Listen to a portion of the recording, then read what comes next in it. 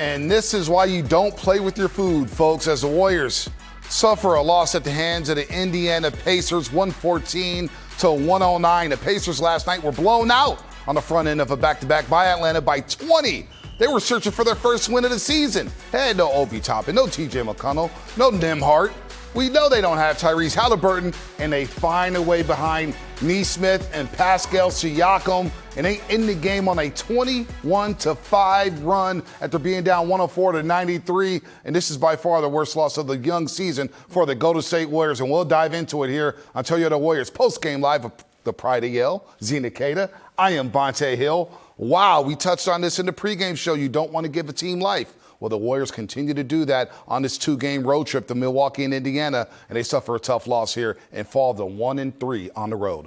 Whenever there's a void, be prepared for someone to fill it. And tonight, the Indiana Pacers were like, oh, you guys want to keep talking about all of the people that are not available for our team? Don't worry. We got Aaron Nesmith that's going to step up. Yep. We got Quentin Jackson that's going to step up. Wow. Of course, Pascal Siakam is going to do what he's supposed to do. But the Indiana Pacers, congrats to them. They got their first win, and they shut up a lot of people, and they reminded the Warriors, you keep doing this. Keep giving guys that aren't supposed to be the stars these big-time performances. I mean, 25-10 out of Quentin Jackson. He was undrafted in 2022, Zena. Who is Quentin Jackson? I'm looking at tweets. People are like, who's Quentin Jackson? He's frying us right now. This is a learning lesson for the Warriors. Again, as you mentioned, young season. Yep. But still, this is a win they were supposed to notch. Yeah, now instead of going 3-1 this week, Zena, they fall to 2-2. All the good vibes from the back-to-back at home in which they swept against Memphis and the Clippers. You go on the road for a pit stop in Milwaukee and Indiana, and you give it right back. Yeah, you cannot do this, especially considering you just said it. They played last night. But you looked at the way that the Warriors came out. We said that you cannot come out on your heels. You cannot come out chilling. You cannot come out tepid. And that's exactly what it was. It was given lukewarm for the first three quarters. And then that second unit picked it up, and then right at crunch time, another clutch game loss now for the Warriors. Yeah, the non-Curry minutes went well for the Golden State Warriors today. As he went out in that third quarter, they were down 73-67. Indiana was running. Live ball turnovers once again. Jackson getting out on the break. And he was talking that talk. Look at him talk to Buddy. Yeah. Picked up the technical, and then the Warriors started rolling. They were up plus 15, Zena, in the non-Steph Curry minutes in the second half. Because paint touches started happening. You saw the Warriors figure out, ooh, look what happens when I penetrate, when I move some defense. And they were able to get things going in that third quarter going into the top of the fourth, and they were starting to pressure. Once again, I mean, Quentin Post being able to put up a three always is going to be great for the defense.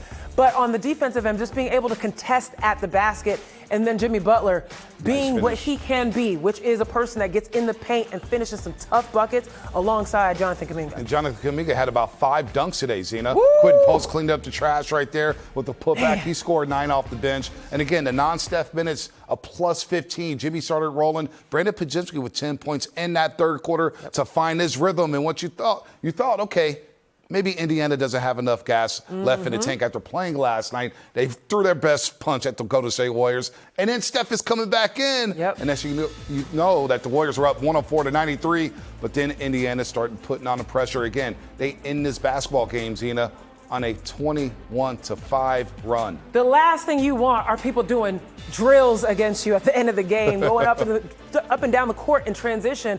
But one thing that really happened in that fourth quarter, those outside shots that weren't falling early for Indiana fell well in that fourth quarter, and they were able to find each other. Their spacing was phenomenal, but then on top of that, the transition, which started these clips just running. It was a track meet. You even heard Jonathan Kuminga at halftime trying to talk to Fitz and Kalena, just like out of breath, talking about how fast they are, and they were just being able to get a few more shots up throughout the game, ended up with 89 overall versus the Warriors 90, which they had to catch up in terms of possessions. And that's just a tough shot there.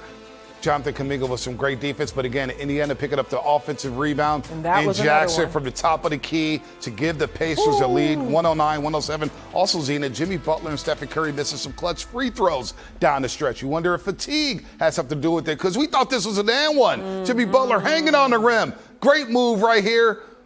Shows the hops, hangs on the rim, but he misses the free throw for the and one. It was uncharacteristic, and I don't remember if Kalena said something about free throws at that moment. Might have gotten the broadcaster's curse there.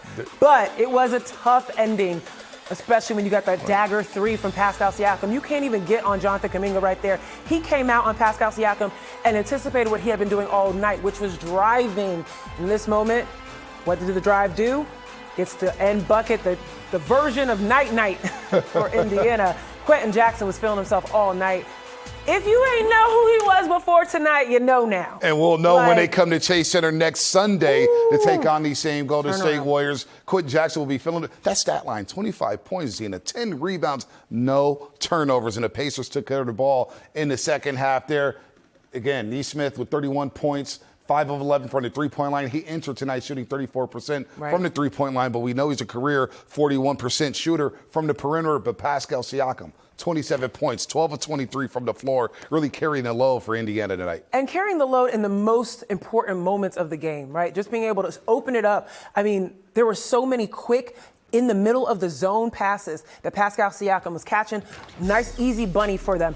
So it's getting them going offensively and then also running in transition. You just love when you give the ball to Siakam, he can get into the middle of the paint very easily. And that was the problem. We know point of attack defense has been an issue all season long for the Warriors. And it doesn't help that you don't have a great back line of defense to be able to stop him. So as Siakam's just backing folks down, he can pull up, he can get in, he can hesitate, he can finish at the basket with contact. And that's exactly what he was doing all night. I mean, couldn't hit his outside shot until when? When it mattered, right? Hit that nice dagger 3 at the end of the game.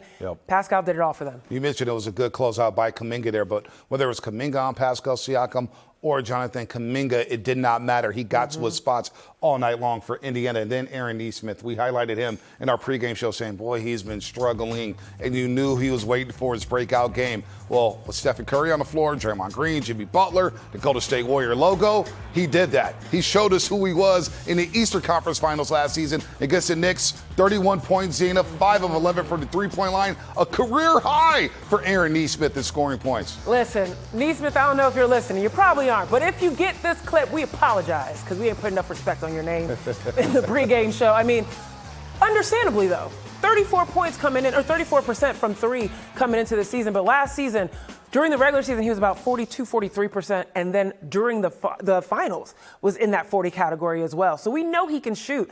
He just hadn't been doing it until what happens? The Warriors defense showed up. Come on, Warriors. Come on, Warriors. You can't let people go off on you. Yeah, it was a tough night for the Warriors when he was out there being able to hit on the corner. He was a rhythm shooter as well and was just set up for success. And look, the Warriors won their first 2 games this week against the Grizzlies and the Clippers. They didn't need much from Stephen Curry. Had some quiet offensive nights. On the road trip, they needed Stephen Curry. Tonight, he struggled, going 8 of 23 from the floor, Zena. They probably played their best basketball in this game when he went to the bench midway through the third quarter. Yeah, a lot of the shots for Stephen Curry were, again, yes, movement shots off of screens, but it was the launches that were so far, and the Warriors were not doing a great job of rebounding. Indiana Pacers were coming in and stopping plays from the shot. Steph Curry could not be the focal point in the offense when you know a defense is not good in the paint. They should have been finding more ways to get him closer to the basket or utilizing his gravity to get things open up for the Warriors closer to the basket. Yeah, you mentioned it, getting inside the paint, getting inside the three-point line. 16 of his 23 field goal attempts came from the three-point line. So the Warriors, all in all, they're going to have to wash this one away. And thank God, Zena, they have a couple days off to watch this tape and get over it. We'll hear from the coach of the Warriors on the other side, Steve Kerr, here on Toyota Warriors Postgame Live.